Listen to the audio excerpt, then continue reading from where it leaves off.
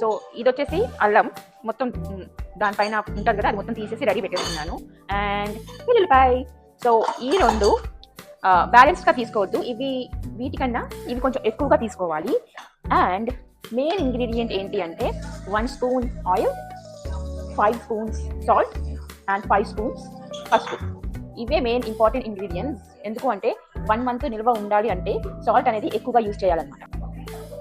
So ఎప్పుడైనా సరే garlic 2 గుప్పలు వేసుకుంటే జింజర్ వచ్చేసరికి 4 గుప్పలు వేసుకోవాలి, అంటే అది డబల్ వేసుకోవాలన్నమాట జింజర్ వచ్చేసి.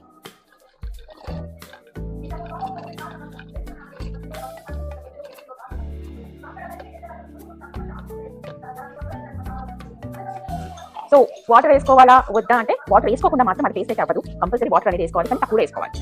మెయిన్ ఇంగ్రీడియంట్ వచ్చేసి ఆయిల్ అండి. మీ ఇష్టం ఎన్ని స్పూన్లు వేసుకోవాలంటే అన్ని స్పూన్లు, నేను కొంచెం ఎక్కువ వేసుకుంటాను ఆయిల్. ఉప్పు అనేది ఎక్కువగానే వేసుకోవాలి, ఎందుకంటే ఎక్కువ రోజు నిల్వ ఉండాలి అంటే ఎక్కువగానే వేసుకోవాలి ఉప్పు.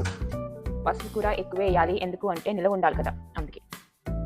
సో బేసికల్గా ఏంటంటే నేను కూర వండుకుంటున్నప్పుడు నేను కర్రీస్లో ఎక్కువగా వేయను అనమాట, సాల్ట్ కానీ ఎక్కువ వేయను, ఎందుకంటే అందులో అల్లం వెల్లిపాయ వేసాను కాబట్టి.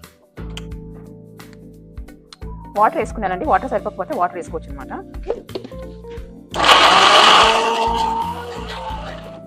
ఆబ్వియస్లీ సరిపోతుంది, సో వాటర్ వేసాను. మనం సాల్ట్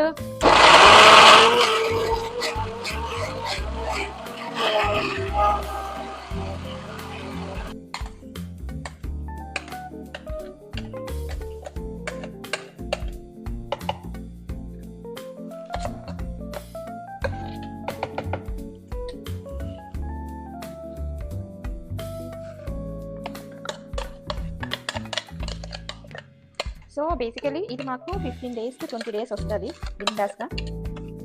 కర్రీస్లో మటుకు నేను కొంచెం ఉప్పు తక్కువ వేసుకుంటాను, ఎందుకంటే చూసారు కదా నేను చాలానే ఎక్కువ సాల్ట్ వేసాను ఈ అల్లం వెల్లుల్లిలో. సో ఇలాగా మంత్లీ స్టోరేజ్ చేసేసుకొని ఫ్రిడ్జ్లో పెట్టేసుకోవచ్చు, రోజు కూరలో వేసేసుకోవచ్చు, ఎందులోనే వేసుకోవచ్చు అనమాట. సో బయట కొనకండి, ఎందుకు అంటే వాళ్ళు ఏం కలుపుతారో మనకు తెలియదు. ఈ విధంగా బిందాస్గా ప్రిపేర్ చేసేసుకొని ఫ్రిడ్జ్లో పెట్టేసుకోవచ్చు. ఇది 30 days ఉంటుంది.